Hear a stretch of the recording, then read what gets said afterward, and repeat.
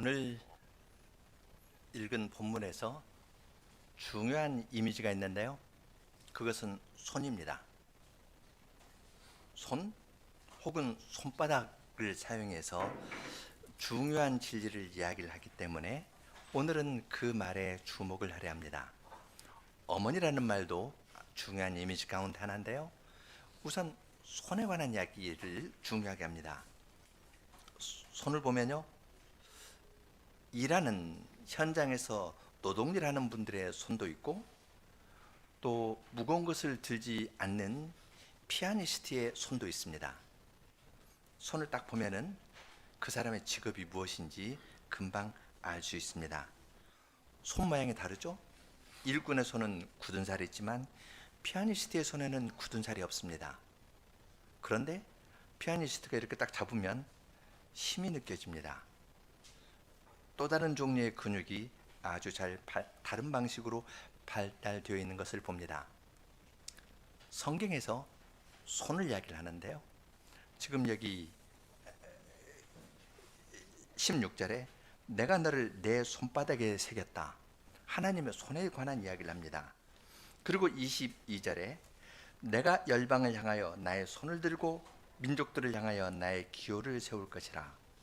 하나님께서 싸우시는 전쟁의 용사로서 손을 이야기를 하십니다. 손바닥에 새겼습니다. 무엇을 새겼을까요? 두 가지 손의 이미지가 나오는데요. 손에 무엇을 새겨놓은 이미지가 있고, 다른 하나는 용사로서 손을 한번 들고 딱 이렇게 하면은 저기 꼼짝 못합니다. 그렇게 싸우시는 여호와의 손의 이야기가 49장 뒷부분에서 나옵니다. 49장 앞부분은 여호와의 종에 관한 이야기입니다. 여호와의 종, 예를 들어서 3절에 보면은 너는 나의 종이요 내 영광을 나타낼 이스라엘이라. 여호와의 종이 어떠한 분이다. 이스라엘이 여호와의 종이라는 것을 이야기를 하고, 또한 이스라엘이 잘못하니까 이스라엘을 회복시키는 여호와의 종에 대해서도 이야기를 합니다.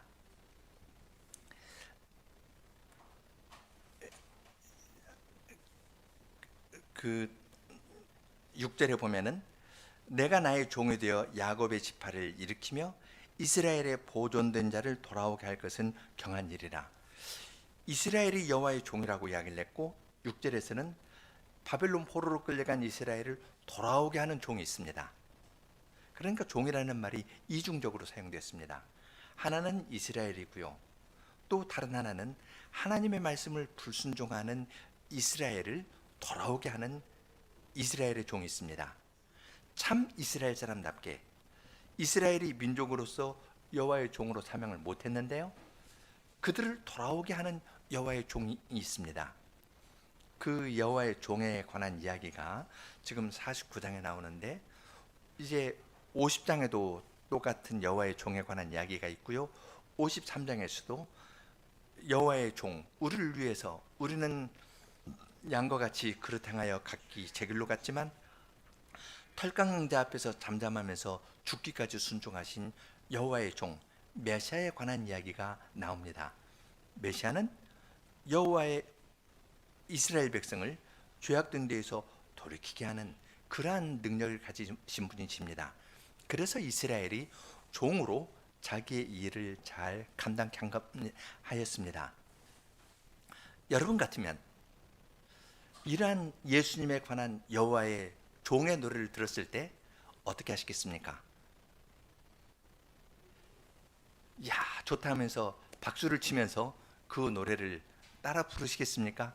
아니면 그 종의 노래를 하니까 에이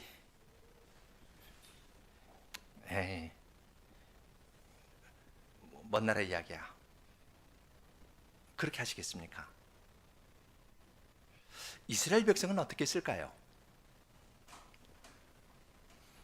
여호와의 종에 관한 노래를 49장 앞부분에서 들었을 때 이스라엘이 보낸 반응은 무엇이었겠습니까? 여호와의 종에 관한 노래를 하면서 1절부터 6절까지가 그 노래고 조금 설명합니다. 그리고 13절에서 찬송을 합니다. 여호와의 종이 그러한 큰 일을 행할 테니까 하늘이여 노래하라, 땅이여 기뻐하라, 산들이여 즐거이 노래하라. 여호와께서 그 백성을 위로하셨은즉 그 고난 당한 자를 긍휼히 여길 것이다 라고 찬송을 가르쳐 주었습니다. 그런데 시온은 말합니다. 여호와께서 나를 버렸고 여호와께서 나를 잊어버리셨다. 이스라엘을 돌아오게 하는 여호와의 종에 관한 이야기를 들려주었는데 시온의 반응은 에이, 안 믿어져. 옛날에 그런 때가 있었지. 아니야, 지금은 아니야. 하나님 나를 잊어버렸어. 하나님은 나를 버렸어. 그렇게 말합니다.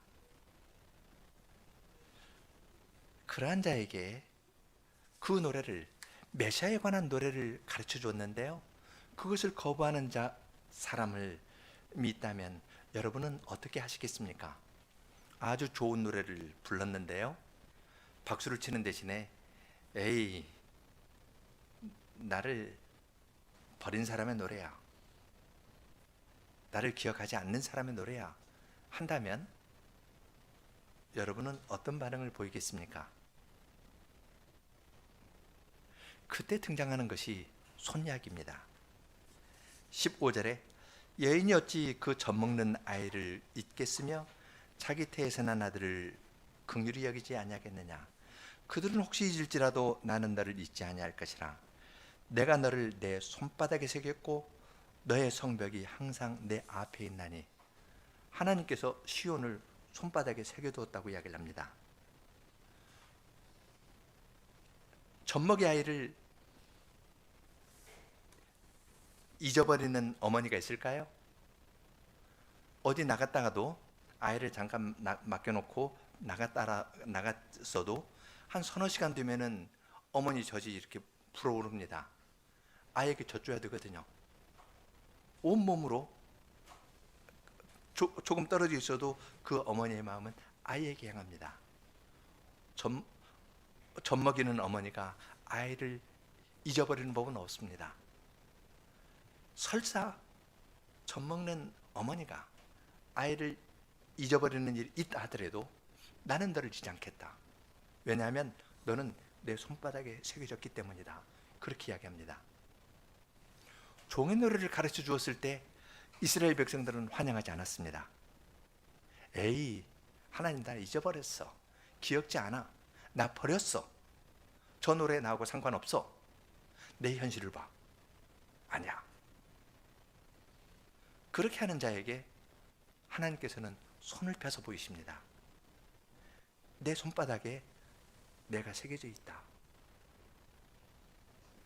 오늘 강설 제목은 하나님께서는 여호와의 종의 노래를 가르쳐 주시고 여호와의 종의 노래와 함께 여호와의 손에 시온이 새겨진 사실을 우리에게 알려주십니다 하는 것이 오늘 강설의 제목입니다. 앞부분에서는 여호와의 종의 노래를 간략히 생각할 것이고 뒷부분에서는 그 종의 노래를 거역하는 자에게 하나님께서 손을 보이면서 가르쳐준 내용이 무엇인지를 생각해 보려고 합니다.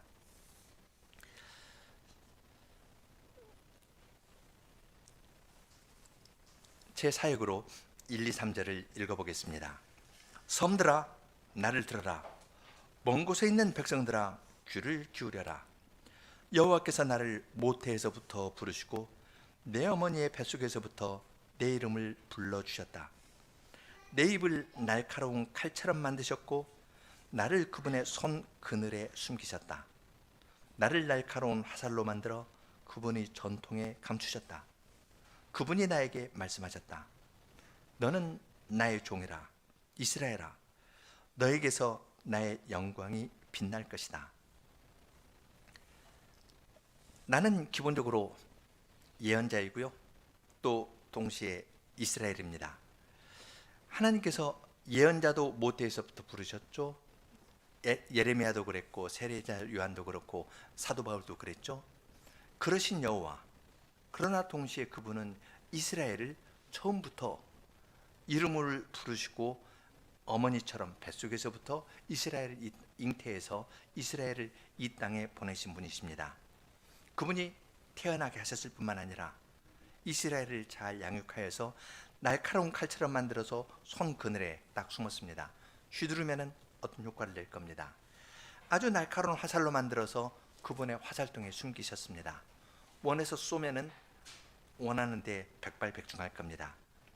그리고 그렇게 낳으시고 키워서 여호와의 종으로 삼으신 하나님께서는 너는 나의 종이라, 이스라엘아, 너에게서 나의 영광이 드러날 것이라고 말씀하셨습니다. 4절 보면은 이 말을 들은 종이 이야기를 합니다. 여호와의 영광에 참여할 거라 했는데 내가 말한다고 합니다. 나는 헛되이 수고하였고 공허하고 헛된 일에 나의 힘을 소진하였다.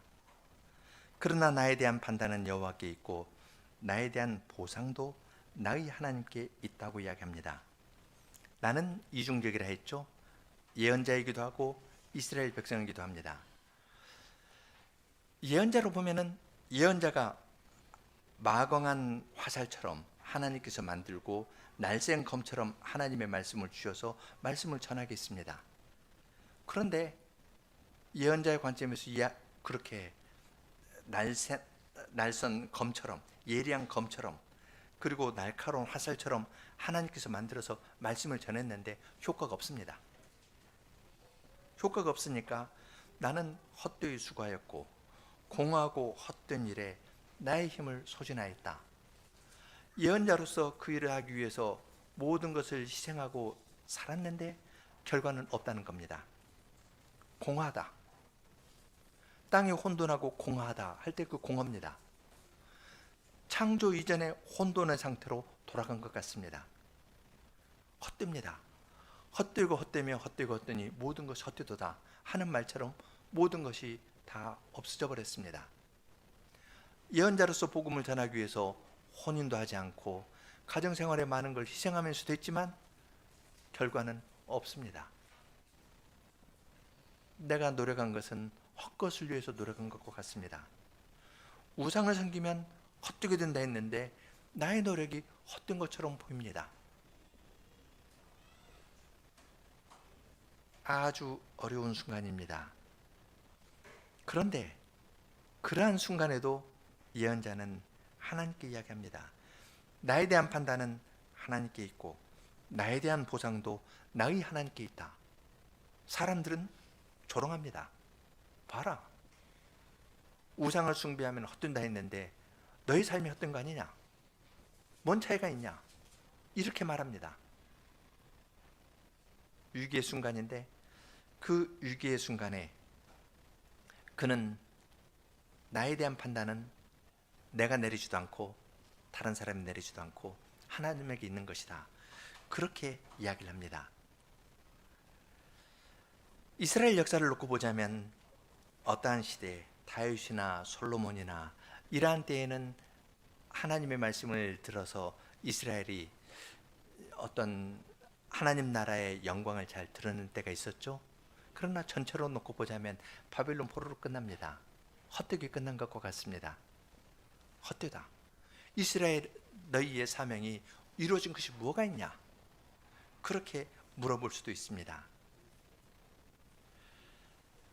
그러한 때 주님께서 말씀하십니다. 5절 6절 읽겠습니다. 이제 여호와께서 나를 모태에서부터 그분의 종으로 지으신 분이 말씀하셨다. 야곱을 그분께 돌아오게 하고 이스라엘을 다시 그분께 모을 것이다. 나는 여호와 보시기에 영광스럽게 될 것이니 나의 하나님께서 나의 힘이 되어주셨기 때문이다.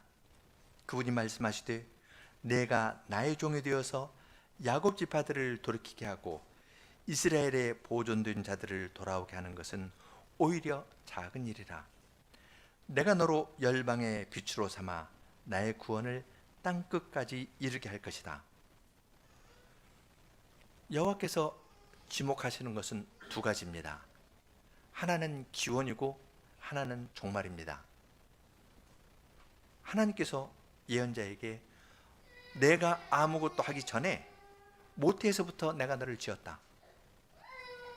이스라엘이 선과 악을 행하기 전에 하나님께서 이스라엘을 모태에서부터 지으셨습니다. 모태에서부터 지으시고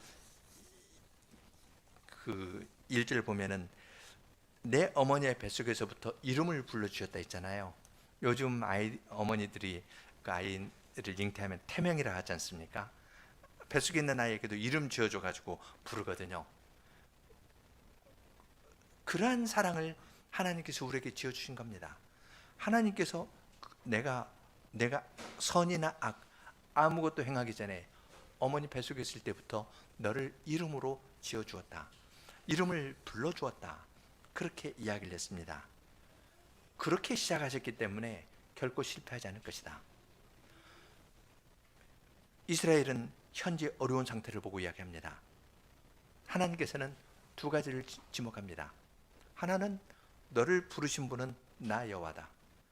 내가 어떠한 일을 하기도 전에 현재 같이 있는 사람은 현재를 설명하려고 합니다. 설명해서 스스로 납득이 돼야 좀 안심하니까요. 하나님께서는 아니, 너의 형편을 보지 말고 너를 부른, 모태에서 너를 지은, 너를 짓고 이 세상에 나온 나를 보거라. 그렇게 말씀하시고 동시에 미래를 보게 하십니다.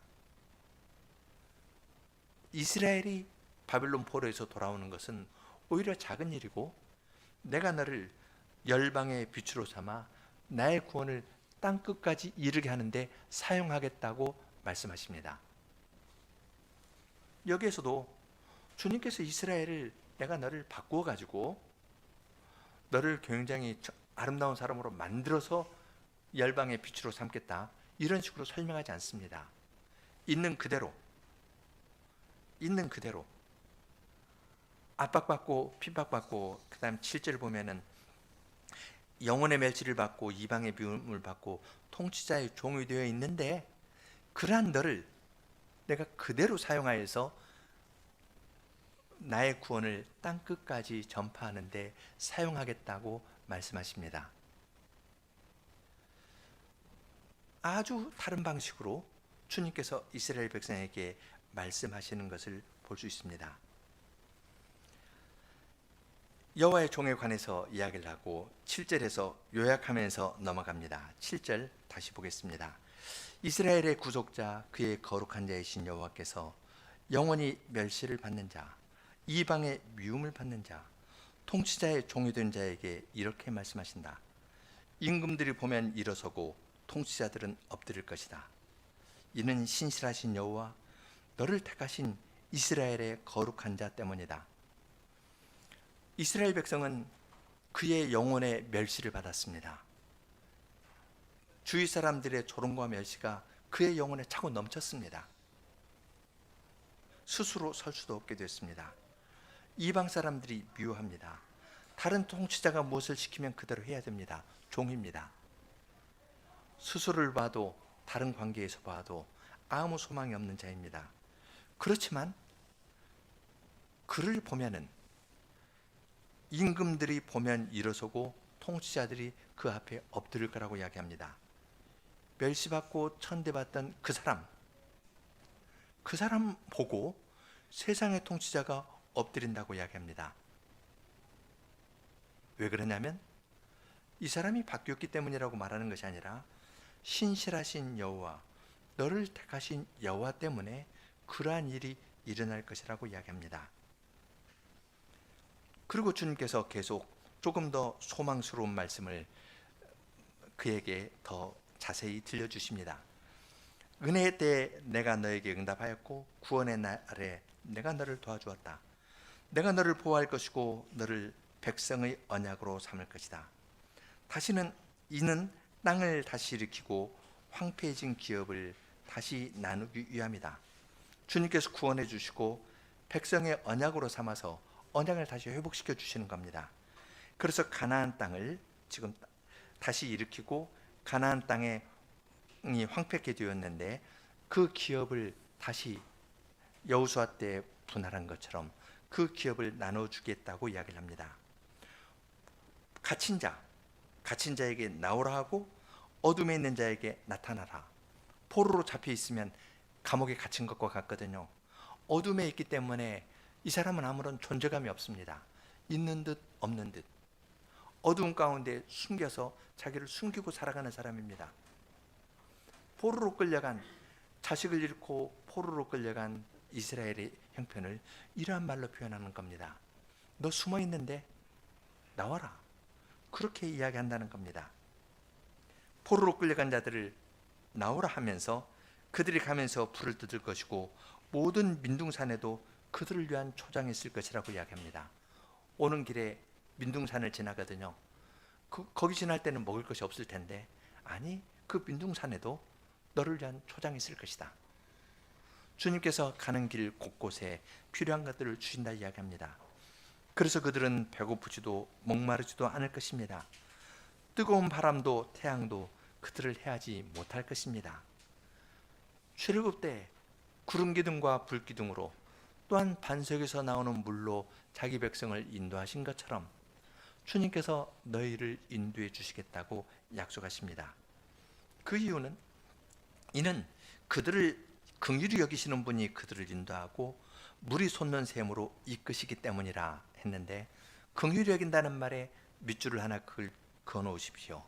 긍휼히 여긴다는 말이 지금 여기에서 여러 번 나오는데요. 이건 긍휼히 여긴다는 건 어머니 태하고 관계 있는 말입니다. 어머니가 아이를 배에 놓고 조심하듯 하나님께서 어머니와 같은 그러한 사랑을 베풀어 주신다고 이야기합니다. 10절에서도 긍휼히 여긴다는 말이고요, 13절에서도 15절에서도 긍휼히 여긴다는 말이 계속 반복되는데, 그것은 젖먹이는 아이를 잊어버리지 않는 어머니에 관한 이야기를 하기 위한 그 이미지하고 통합니다. 어머니 이미지하고 긍휼히 여긴다는 말을 자꾸 써서 지금 이야기를 하는 겁니다. 11절 계속 읽겠습니다. 내가 나의 모든 산들을 길로 만들고 나의 큰 길을 도두겠다. 보라, 이들이 먼 데에서부터 오며, 보라, 이들은 북쪽과 서쪽에서, 이들이 산임은 이집트 남쪽에 아수안 댐이 있죠. 그쪽 남쪽을 가리키기도 합니다. 그래서 북쪽, 서쪽, 그리고 남쪽에서 멀리 갔던 사람들도 다 올 것이라고 이야기합니다. 포로로 끌려갔던 자들이 다 오니까 13절에서 찬송을 합니다. 하늘아 기뻐 유치라, 땅아 즐거워하라, 산들아 소리를 높이라. 이는 여호와께서 그분의 백성을 위로하시고 그분의 고난 당한 백성을 긍휼히 여기실 것임이라. 하나님께서 자기 백성을 위로해 주십니다. 긍휼히 여기면서 흩어진 자들을 다 불러 모으실 것을 약속해 주셨습니다. 포로로 끌려갔다가 그들을 위해서 이스라엘의 여호와의 종이었는데 그 사명을 감당 못해서 쫓겨났습니다. 그런 자들을 돌아오게 하려고 참된 여호와의 종을 통해서 구원의 일을 이루신다고 이야기합니다. 그리고 온 우주가 찬송하는 것을 들려줍니다. 하늘아, 땅아, 산들아, 기뻐하라. 그렇게 이야기합니다. 그야말로 하늘과 땅이 울릴 만한 큰 복음의 소식입니다. 그 말을 들으면 어떻게 해야 될까요? 이스라엘 백성이라면 앞에 서서 함께 찬송해야 될 겁니다. 그런데 반응은 하나님이 나를 버렸다, 하나님이 나를 잊었다는 겁니다. 14절 보겠습니다. 그러나 시온은 이렇게 말한다. 여호와께서 나를 버리셨다, 주님께서 나를 잊으셨다. 하나님이 나를 버렸고 바빌론 포로된 데에서 거기에만 있다면 버렸다고 이야기할 수 있겠죠. 하나님이 구원하시겠다고 이야기를 하는데 이걸 못 믿는 겁니다. 버렸고 나를 잊어버렸다. 그러면서 어두움 속에 숨어서 결코 밖으로 나오려고 하지 않습니다. 여러분 같으면 그런 사랑을 보이는데도 나오지 않는 사람 어떻게 하시겠습니까? 가서 끄집어낼까요? 바로 그런 자에게 주님께서 손을 보여주십니다. 잊어버렸다 하는데, 잊어버렸다고 하는 사람에게 내 손바닥을 봐라. 내 손바닥에는 시온, 내가 새겨져 있다. 그냥 쓰는 것 정도가 아니라요, 노예들의 도장을 꽝 찍듯이 손바닥에 찍어 놨습니다. 손바닥에 찍어 놓으면 결코 잊어버리는 일이 없을 것입니다. 하나님의 사랑을 못 믿겠다고 하는 사람에게 주님께서는 손바닥에 새겨진 사랑을 보여주십니다. 몸에 무엇을 새기거나 찍는 건 옛날부터 노예들에게 하는 일입니다. 노예들 여기 이마에 하거나 손등에 합니다. 그래야 쉽게 보이거든요. 도망가도, 노예라는 일이 있으면 도망가도 노예 신분을 속일 수 없습니다. 손등이나 얼굴이나 이런 데에서 숨길 수 없습니다. 그러한 위치에까지 하나님께서 내려오셨습니다. 가장 낮은 데 와서 손바닥에 새겨 놓습니다. 이걸 보여주십니다.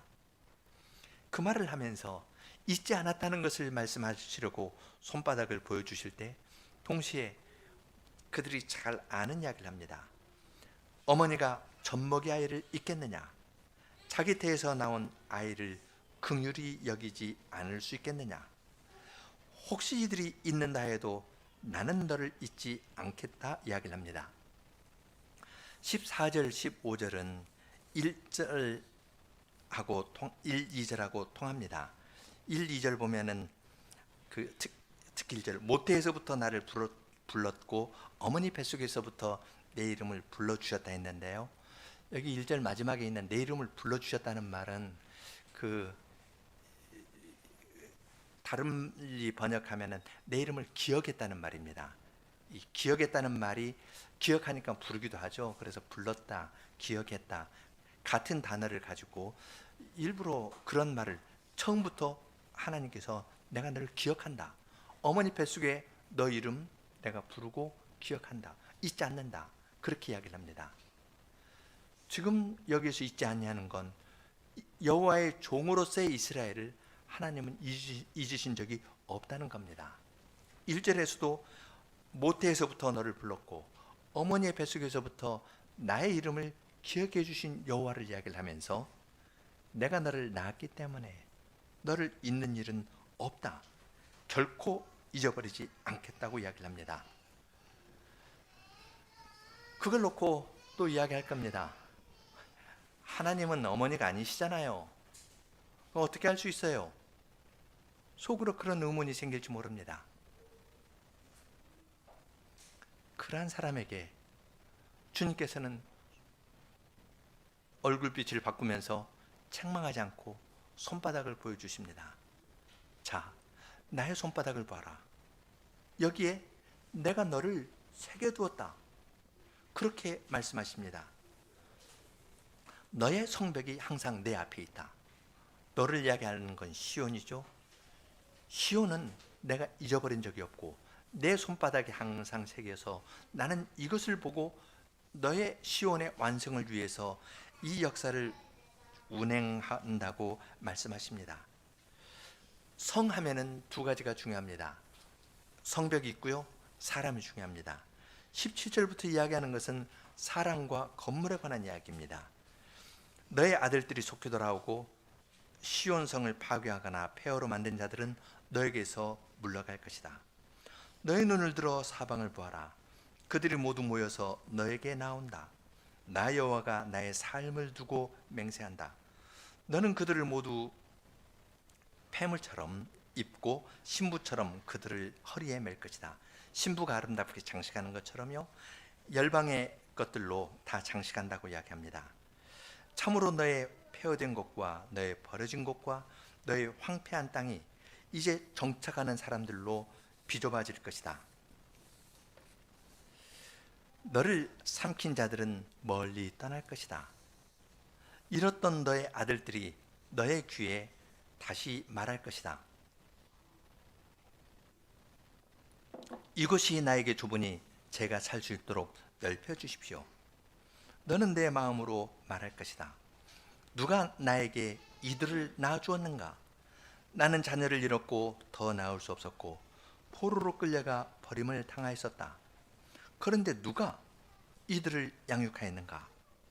보라, 나는 혼자 남아있는데 이들은 어디에서 왔는가? 모든 것을 포기했습니다. 보이는 것도 없고 포로로 끌려갔고 더 이상 아이를 낳을 수도 없고 내 인생은 끝났다. 그렇게 좌절해 있는 사람에게 여호와께서 손바닥을 보여주십니다. 내가 너를 새겼기 때문에 시온 성은 반드시 세워질 것이고 이 성은 하나님의 백성으로 꽉 차게 될 것이다. 너의 자녀들, 너는 잃었다고 생각하는 자녀가 다시 나의 기묘한 섭리에 의해서 돌봄을 받았다가 다시 이리 올 것이다. 그렇게 말씀해 주십니다. 여기에서 22절에서 주님께서는 다른 손을 보여주십니다. 나 여호와가 이르노라, 내가 열방을 향하여 나의 손을 들고 민족들을 향하여 나의 기호를 세울 것이라. 그들이 내 아들들을 품에 안고 내 딸들을 어깨에 메고 올 것이라. 하나님께서 이방인들에게 명령을 내리니까 하나님의 강한 손과 표심팔을 보고 이방 사람들이 포로로 끌려갔던 그들을 어깨에 메고 귀하게 생각하면서 그들을 데리고 다 모여들 것으로 이야기를 합니다. 우리는 여호와의 종의 노래를 가르쳐 주시고 여호와께서 그치시는 것이 아니라 시온이 새겨준 손바닥을 보여주시는 데에서 여호와의 사랑을 더 크게 깨닫습니다. 여호와의 종의 노래만 던져주시고 이거 잘 생각해서 의미를 알아가거라. 내가 메시아를 보내줄 테니까 그 기대하여라. 그것만 해도 넘치는 은혜 아니겠습니까? 그런데 복음의 말씀을 들어도 우리는 어려운 현실에서 완강히 거부합니다. 아니에요. 아니에요. 완강히 거부하는 자에게 주님께서 더 내려오십니다. 그리고 손바닥을 보여주십니다. 여기에 시온이라고 새겨져 있지 않느냐? 내가 너를 낳았다. 모태에서부터 내가 너를 낳고 거기서 이름을 내가 기억했고 그 이름으로 불렀고 시온아 하면서 너를 불렀고 내가 너를 통해서 땅의 모든 족속이 복을 얻게 하는데 너를 사용하겠다. 주님의 손은 시온이 새겨진 사랑의 손일 뿐만 아니라 모든 용사들을 모든 열방으로 하여금 이스라엘 백성을 다 내어놓으라 해서 끌어모으실 수 있는 강한 손과 편팔을 가진 능력의 손임을 알려주십니다. 가장 낮은 데에 내려오셔서 손바닥에 노유의 낙인과 같은 그렇게 새겨 넣으신 주님의 사랑을 보여주시면서 이분은 동시에 모든 것을 통제하는 하나님이심을 우리에게 알려주십니다. 우리는 이 이야기를 읽을 때 그리스도의 십자가의 사랑을 봅니다. 나무에 달린 자마다 다 저주를 받은 자라 했는데 우리같이 끝까지 완강히 거부하는 그러한 자들을 위해서 주님께서 그 손을 아무 저항 없이 털강자 앞에서 잠잠한 양처럼 그 손을 내어놓으시고 그 손에 자국이 생기게 해 주셨습니다. 그리고 믿지 못하는 도마에게 내 손을 내 못자국과 내 옆구리에 넣어보고 믿어라 하면서 그 손을 보여주셨습니다. 주님의 사랑은 이처럼 아주 깊은 데까지 내려갑니다. 거부하는 우리에게 왜 거부하느냐 따지지 아니하고 그냥 안아주십니다. 어머니가 아이를 낳을 때 아이가 착한 일이나 나쁜 일 하기도 전에 어머니가 긍휼히 여기고 그냥 안 것처럼 거역하는 우리를 그냥 안아주십니다. 안아주시는 사랑을 베풀면서 함께 가자, 함께 가자 그렇게 말씀하십니다. 주님께서 이 일은 반드시 이루실 겁니다. 이사야가 이 복음을 전했을 때 이스라엘 역사 형편을 생각해 보십시오. 바벨론의 포로로 끌려간 나라들이 한둘이겠습니까? 그런데 그 나라가 회복된다는 것을, 이스라엘처럼 회복된 예를 찾아볼 수 있습니까? 그리스도께서 십자가에 달려 돌아가셨으면 그걸로 끝입니다. 그런데 하나님의 손은 온 세상을 품으시는 하나님의 손입니다. 그걸로 끝날 것 같았는데 이 일을 시작하시는 신실하신 여호와로 말미암아 복음이 땅 끝까지 전파된 것 아닙니까? 그리고 우리가 그 은혜를 힘입어서 교회에 들어왔습니다. 주님의 십자가와 부활의 의미는 어려운 가운데에서, 죽음과 같은 고통을 겪는 가운데에서도 주님을 의지하고 부활의 능력으로 살아나는 데에서 나타납니다.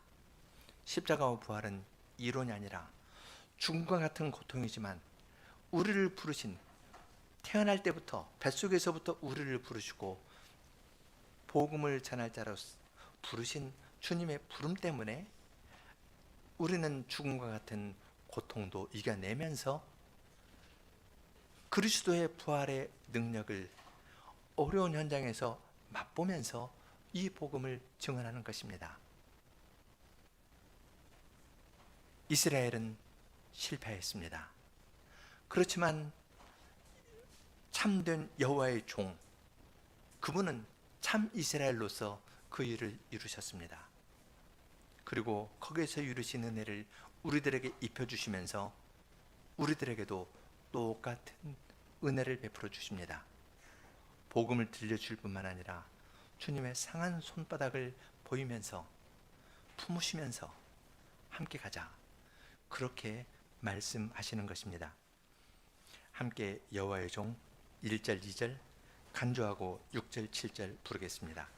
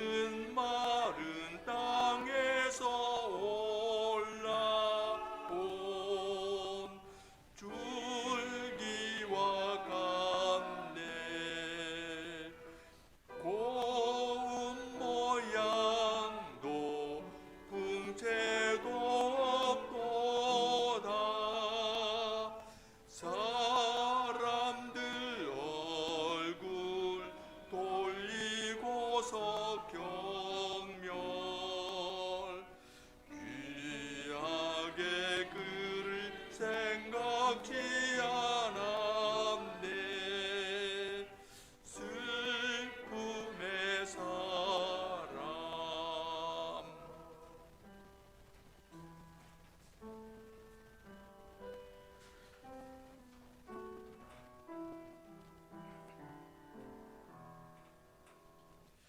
주님 뜻 따라 상함 당하고 그 영혼 속 건재물 드리면 자자손 손을 끄는 보리라. 주님 뜻 성취 고난의 결과 보고 만족하네. 의로운 종이 자기 지식으로 많은 사람을 의롭게 하도다. 죄짐 짓고 따라서 내가 나의 종에게 존귀한 자와 풍긴 나누며 강한 사람과 함께 전리품 나누게 하리. 죽는 데까지 그는 순종하고 죄인과 같이 취급받았으나 많은 사람의 죄를 대신 지고 기도했네.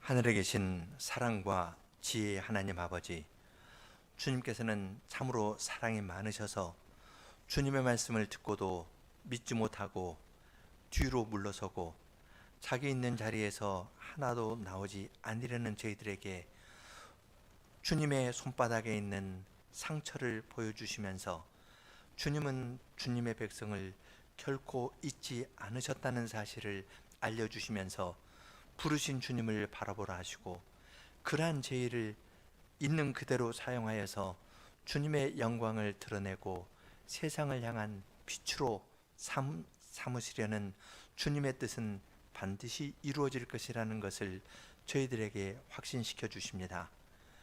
그러한 사랑을 주님께서 주님의 말씀을 듣고도 잘 믿지 못하던 이스라엘 백성에게 들려주신 것처럼 오늘날도 동일하게 주님의 은혜의 복음을 듣고서도, 은혜의 언약의 말씀을 듣고서도 그 말씀이 멀리 느껴진다면서 뒤로 물러서 있는 저희들에게 그리스도의 십자가에 찔린 손을 보여주시면서 주님의 말씀으로 그 사실을 생생하게 알려주시면서 저희들을 어두운 데에서 끄집어내어 주님께로 인도하시는 은혜를 주님께서 계속 베풀어 주십니다.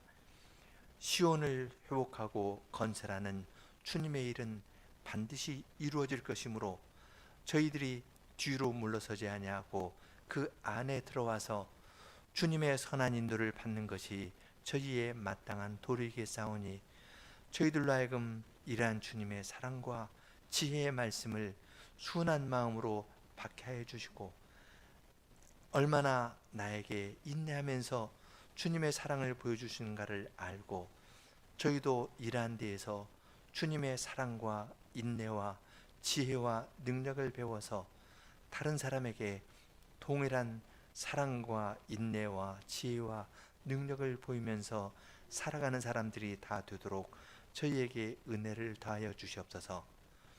예수님 이름으로 기도합니다. 아멘.